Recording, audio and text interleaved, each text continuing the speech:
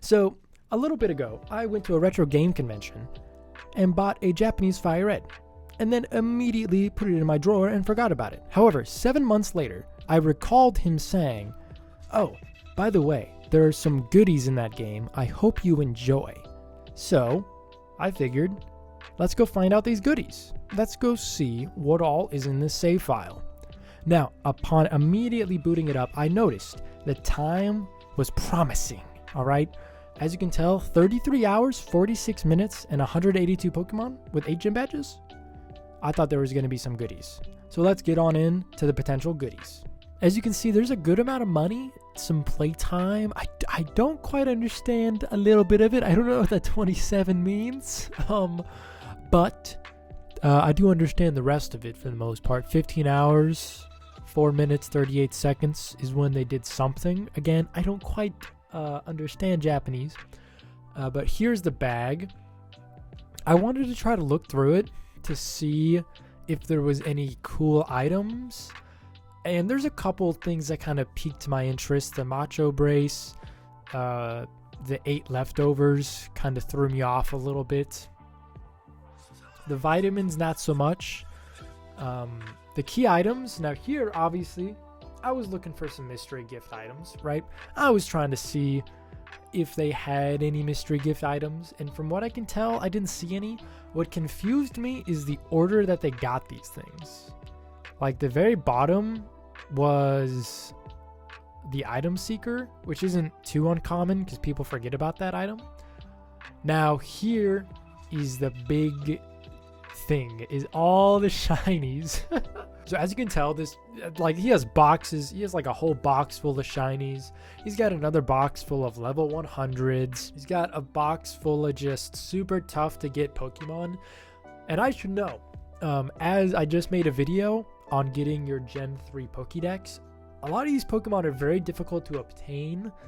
And so having them in a Generation 3 game shows that they actually played some amount of the game. And then they have the mythicals, right? That's why I was looking for the items. The mythicals without the items are possible. You can trade them.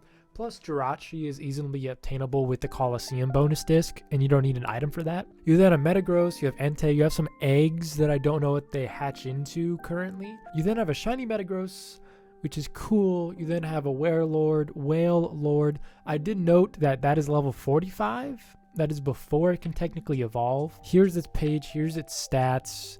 The moves, I think, are Earthquake, Psychic, Metal Claw, and something else I don't quite know. You also kind of have some uninteresting stuff. Nothing of super note. Again, just, I mean, it's cool to see in these sprites. You know, not many people have this many Pokemon to begin with.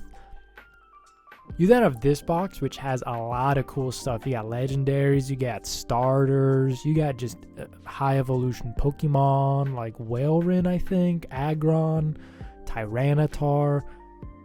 This box is wild. A bunch of shiny mythicals and legendaries.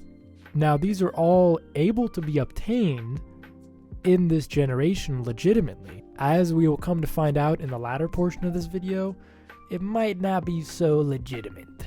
You can quickly tell here also that the movesets for Rayquaza are different on both of them. You can also tell that they're level 5. You're definitely not finding them legitimately at level 5.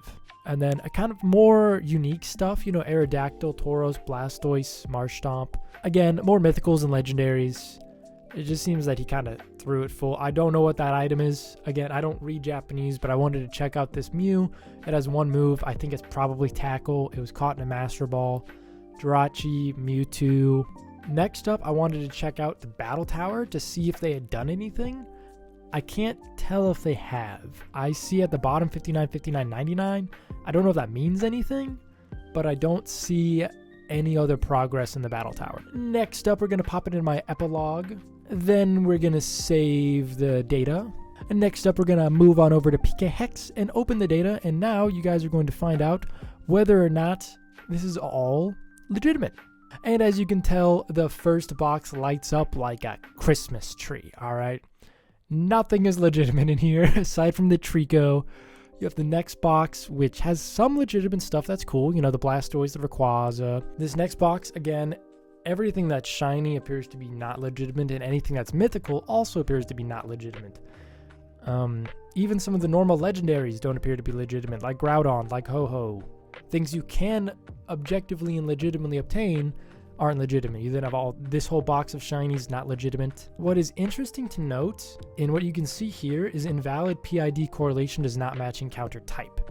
That is a common thing that can occur when you just want to make a Pokemon shiny in PK Hex. Or the equivalent thing is some sort of Game Shark to make all the Pokemon you encounter shiny. The game determines shiny Pokemon based on a RNG seed that PK Hex itself knows, as well as the game kind of knows. So especially for this generation, and even like Gen 4 and 5, if you were to go to PK Hex and make a Pokemon, it would come out as invalid unless you did it properly. And as you can tell with the Lugia, it also appeared that he just went to did a Game Shark code and then caught them all on route 101, 102 of Sapphire. Again, shiny Metagross invalid. What a surprise.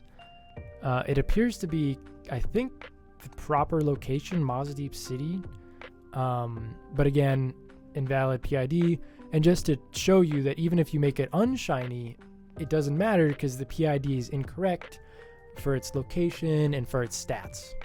Again, rounding this up with the box, a lot of the legendaries and higher Pokemon are genned or fake in some way, or just PK Hex is catching them as fake. Again, he has 33 hours, 46 minutes, 9 seconds, a bit of money. I then checked the event flags just to see if anything cool was checked. I didn't see anything cool. With that, I just wanted to show you guys this cool little Japanese FireRed that I got at a retro convention several months ago, and I haven't touched it in a long time, and I just wanted to show it off, see if it was legitimate, and surprise, surprise, sadly it's not. The guy was cool, you know, it's not like I paid extra for it having these goodies. I actually paid probably about what you would get on eBay, I think $15 for it, give or take, which, hey, fair, totally good price for me. I'm totally happy with that. It's a legitimate Japanese FireRed, just not so legitimate Pokemon on it. And it's, again, not like I really think was trying to sell it as much. I think it was more so, oh, and by the way, there are some goodies on that FireRed I totally forgot about. And I'm like, oh boy, okay. And then I immediately threw it in my drawer and forgot about it. I got busy, what can I say? But thank you guys for coming along with the journey with me. Another video coming soon. Hope you guys are excited. More Pokemon stuff. Mostly because that's where I've been spending my time recently. And there's a lot of cool stuff with Generation 4, Generation 5, Generation 3 that you can do with legitimate hardware. Like I talked about in the last video, there's just so much you can do. So you guys have a fantastic day. See you around. Bye-bye.